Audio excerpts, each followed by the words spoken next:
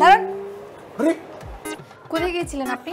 আমি আমি তো জিমে গিয়েছিলাম, জিম করেছি, খুব ক্লান্ত, হাঁপিয়ে গেছি। এখন কিচেনে যাব, পেট ভরে খাবো। সরো তুমি। কি খাবেন আপনি? কেন? 4টে ডিম খাবো।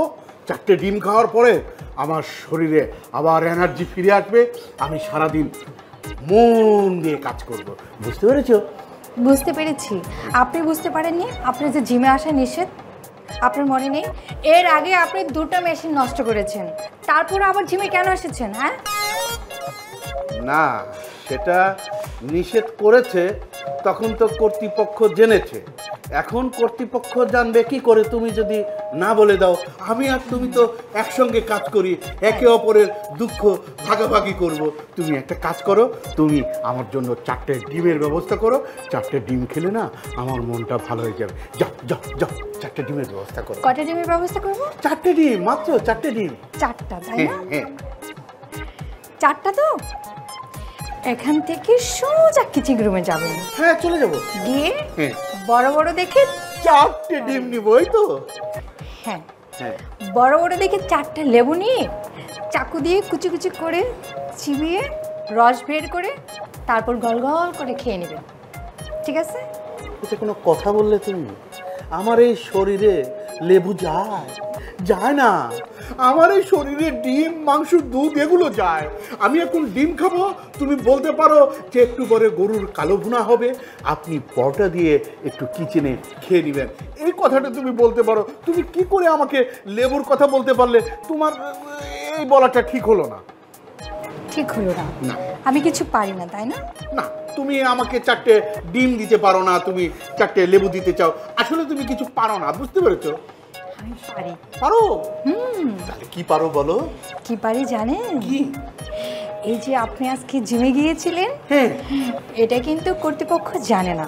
হ্যাঁ, এর আগে 2টো মেশিন নষ্ট করেছেন সেটা কিন্তু জানি। হ্যাঁ। আজকে গিয়েছিলেন, এটা আমি ম্যাডামকে গিয়ে সুন্দর করে বলে দিতে পারবো। কেন? কেন তুমি বলবে? ম্যাডাম গুনে গুনে আমার 8টি অপরাধে 8 দিনের বেতন কেটে নিয়েছে।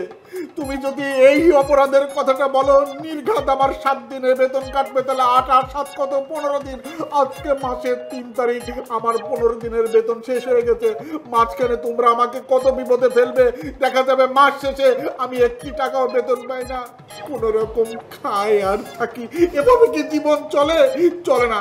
তুমি আমার দিকে একটু সদয় হও, ম্যাডামকে বলো না আমার একটু খাবারের ব্যবস্থা করো, আমি খুবই ক্লান্ত। তাই না?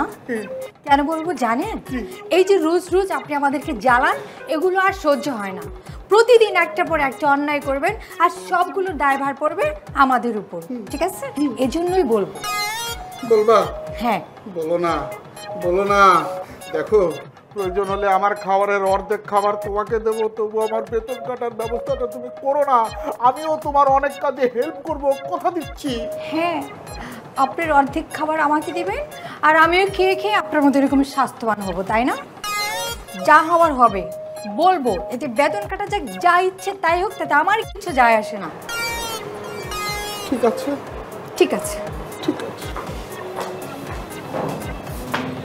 কেউ আমার কথা শোনে না, কেউ আমার পক্ষে থাকে না।